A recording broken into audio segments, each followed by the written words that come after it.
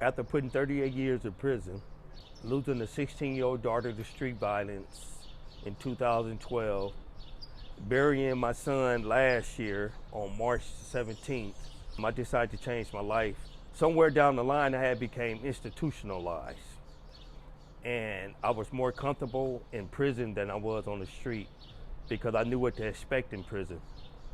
But once I got out and I got connected to this place and to the help, but the only way I got the help that I needed was through therapy. I had to go through therapy in order to change my ways of living, because without therapy, I wouldn't have never made it. I tried things that made me uncomfortable, like hypnosis and all that. I did all that just to change my life.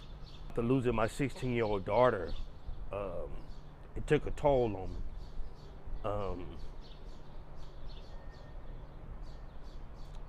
Yeah.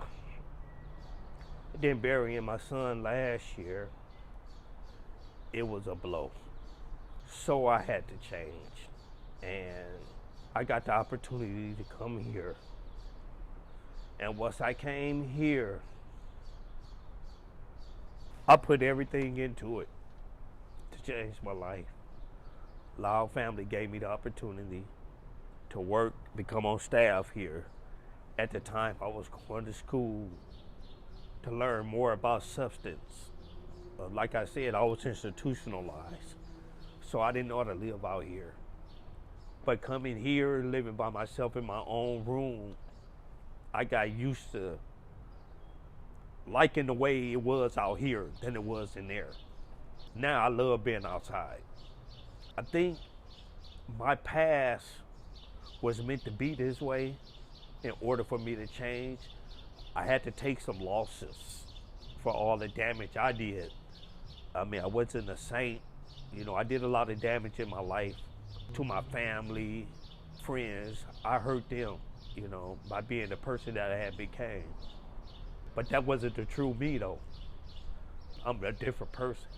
I wasn't the person that I portrayed because the system I was in made me become a person that I wasn't.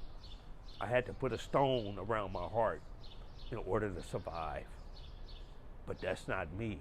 I had became a different character in a villain movie.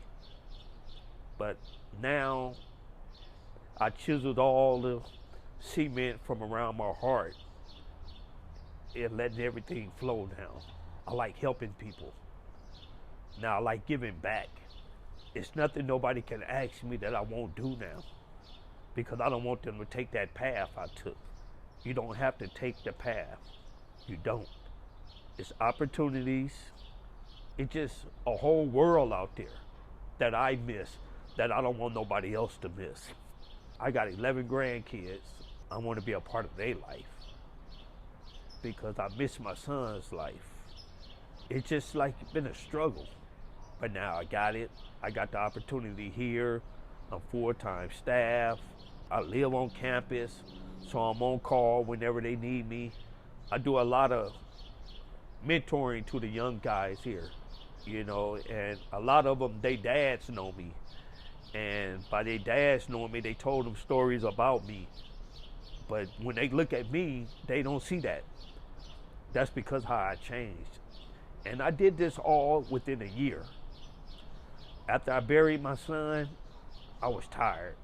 That was it. Now I want to live. I really want to live. I want to give back. Street violence.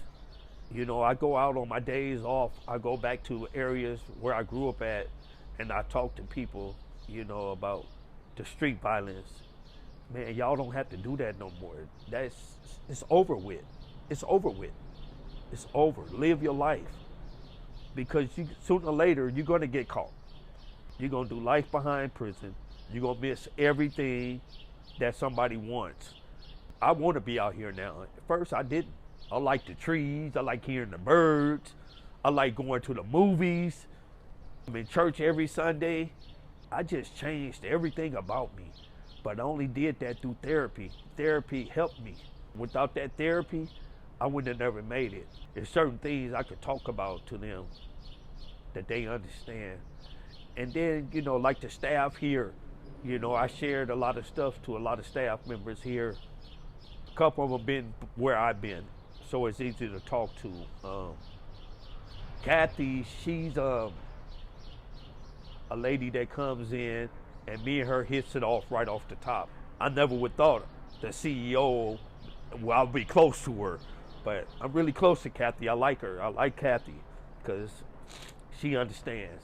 I like this whole staff: Denise, Joseph, Anish, Lynette. This whole staff, Mimi.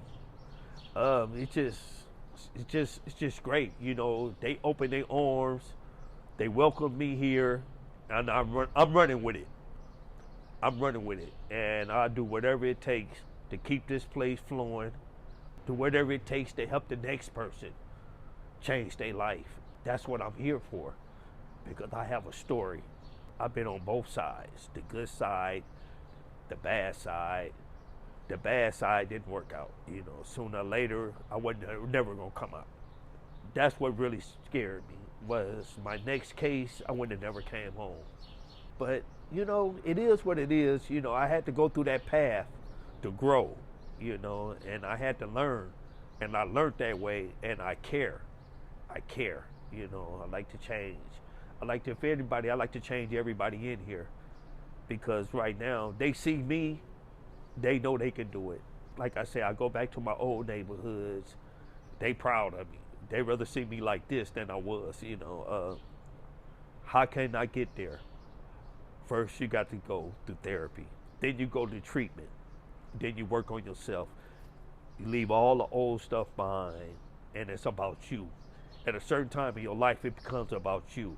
In order to help somebody else, you got to change yourself from the inside. You got to change the inside, your thought process. You got to get out of your comfortability and get uncomfortable in order to help somebody.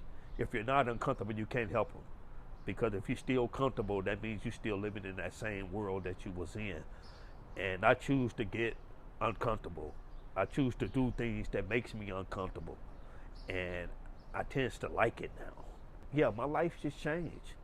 You know, my life changed, and I'm happy. So that's about it. Yep.